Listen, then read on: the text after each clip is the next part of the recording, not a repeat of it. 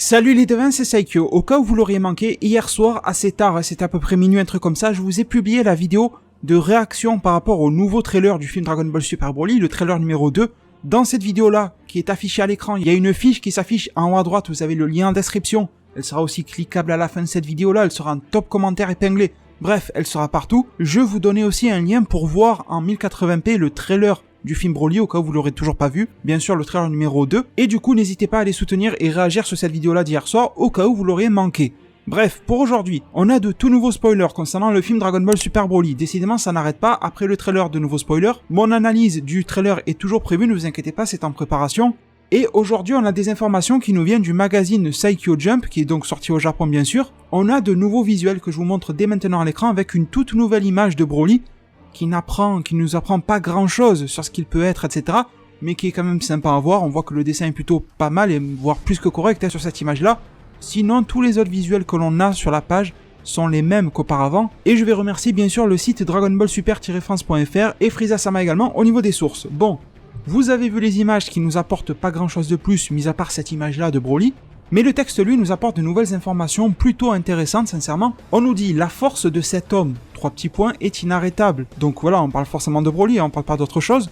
On nous avait dit que Broly aurait minimum un niveau de Akaishin, allez savoir s'il ira beaucoup plus loin que les dieux de la destruction, pour le moment, on ne sait pas.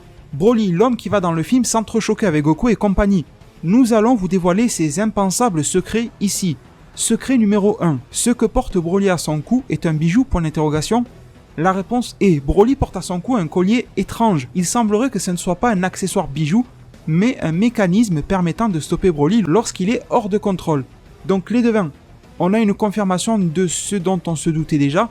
Il y aura bel et bien un dispositif de contrôle sur Broly. Toriyama, la Toei Animation, etc. vont reprendre ce qui avait déjà été fait dans le scénario de base du tout premier film sur Broly, dans le sens où Paragus pouvait le contrôler un minimum. Je pense que comme dans le premier film, etc., Broly pourra aller même au-delà et briser le collier, ça m'a l'air assez évident, même à certains moments on voit que Broly n'a plus le collier, donc forcément qu'il l'a brisé. Autre petite chose, je pense que ce collier lui sera donné, lui sera fabriqué, probablement plus tard. Allez savoir s'il sera fabriqué par Shirai Remo, par la Maître Freezer, par Paragus. Il se peut que ça ne soit pas Paragus lui-même qui le fabrique.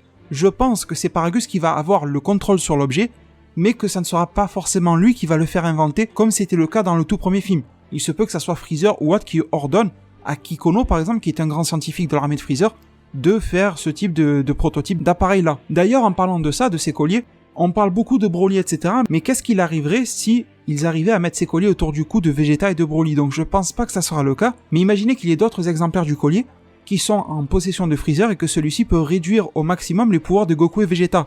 Alors c'est pas très loyal, mais Freezer est la loyal. Je pense qu'il s'en fout un petit peu de ça. Ça pourrait être un bon plan, tu vois, mais après, est-ce que Goku et Vegeta ne pourraient pas simplement tirer dessus pour le briser ou quoi que ce soit? Je ne sais pas. En même temps, si leur force a été réduite par le collier, ils n'auraient pas la force de le casser. Bref, on nous dit, secret numéro 2. Mais quel genre de personne est le père de Broly? Paragus. Paragus est un Saiyan tout comme Broly. Il semblerait qu'il était autrefois un guerrier à la solde du père de Vegeta, le roi Vegeta. Il semblerait qu'il ait d'effrayantes intentions. Donc ça, les devins, on l'avait déjà plus ou moins compris grâce au trailer qu'on a vu hier, grâce aux précédentes informations, etc. Qu'à la base, il bossait pour le roi Vegeta, comme tous les Saiyans en fait, et qu'un jour, il y a eu une rencontre, une discussion ou une requête de la part de Paragus qui a été formulée, qui a été rejetée, voire même son fils a été jeté en exil ou quelque chose comme ça, qui va marquer une fracture, tu vois, dans la relation Paragus-roi Vegeta, qui fait que derrière, il va avoir d'effrayantes intentions, probablement, vu que le roi Vegeta n'est pas là, de prendre la revanche sur le prince Vegeta, sur Goku ou sur ce genre de personne. C'est probablement quelque chose de ce genre-là, s'il en arrive à s'associer avec Freezer carrément. Ensuite, il est devin, nous avons, dans la deuxième page, je vous montre à quoi elle ressemble, on nous montre Shira et Remo avec les doubleurs derrière, c'est eux qui font les voix, les comédiens de doublage, on voit des stickers, des petits produits dérivés, tout ça.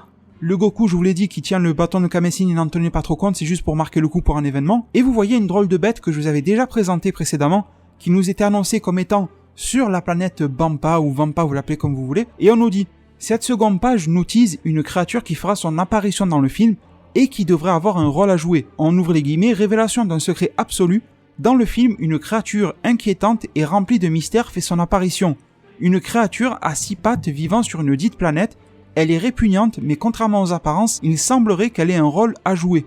Donc les devins, on n'en sait pas grand chose de plus sur cette bête-là, mais ce qui nous est promis ici, après j'espère que c'est pas juste du blabla promotionnel, c'est que ce monstre-là va avoir vraiment un rôle important là-dedans, Alors peut-être qu'on pourrait se faire une petite supposition, étant donné que Broly est lâché sur la planète Bampa, il est exilé là-bas, maintenant on l'a bel et bien vu quand il était enfant dans le trailer hier, on voit que Broly est en train de bouffer là-bas autour de son vaisseau ou quoi, on ne sait pas trop ce qui se passe, mais on voit que le sang ou le liquide qui sort de ce qu'il est en train de bouffer est plutôt orangé, un truc comme ça. Je me dis que peut-être ce petit Broly est en train de manger des congénères de cette bête-là qui serait plus petit ou un truc comme ça. Vous savez, dans Dragon Ball, il bouffe souvent des animaux un peu bizarres, des dinosaures ou quoi que ce soit, donc je pense que Broly va pas se gêner non plus, qu'il en mange des petits, tu vois. Imaginez ce monstre-là, mais en version petite, à la taille de Broly.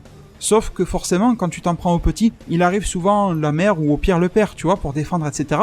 Donc, est-ce que Broly, dans son âge plutôt jeune, va pas être confronté à cet énorme monstre, à 6 pattes, et qui va justement, par exemple, lui infliger les différentes cicatrices qu'il peut avoir sur le corps et sur le visage. Ça changerait justement du Broly qu'on peut avoir à l'époque, et les cicatrices ne seraient pas justifiées par le fait que Broly s'est transformé en Zoro à l'époque, ou je sais pas quel délire, mais simplement que Broly enfant, Broly qui a 3 ans doit avoir de la force, mais face à une bête énorme à 6 pattes machin, d'une planète inconnue, de je ne sais pas quoi, cette bête doit avoir un minimum de force.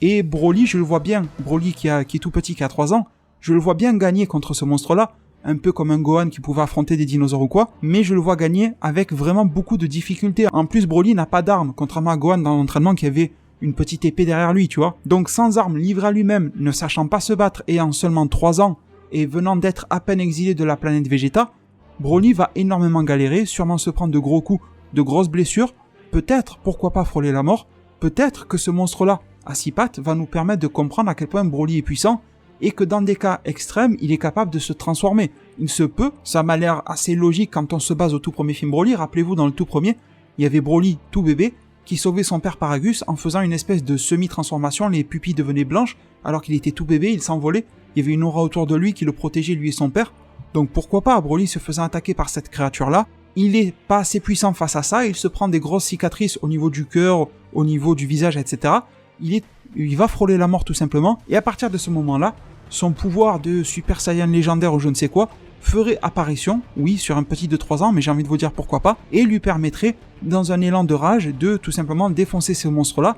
Ensuite, Broly tomberait dans les pommes, il l'oublierait, ou tu vois, il aurait une espèce de petit coma ou je ne sais quoi, et se réveillerait plus tard avec le monstre étalé à côté de lui, il ne se rappellerait pas forcément même de ce qui vient de se passer. Ça nous permettrait de comprendre à quel point cet enfant-là est prodigieux, et son ADN cache quelque chose que les autres Saiyans n'ont pas.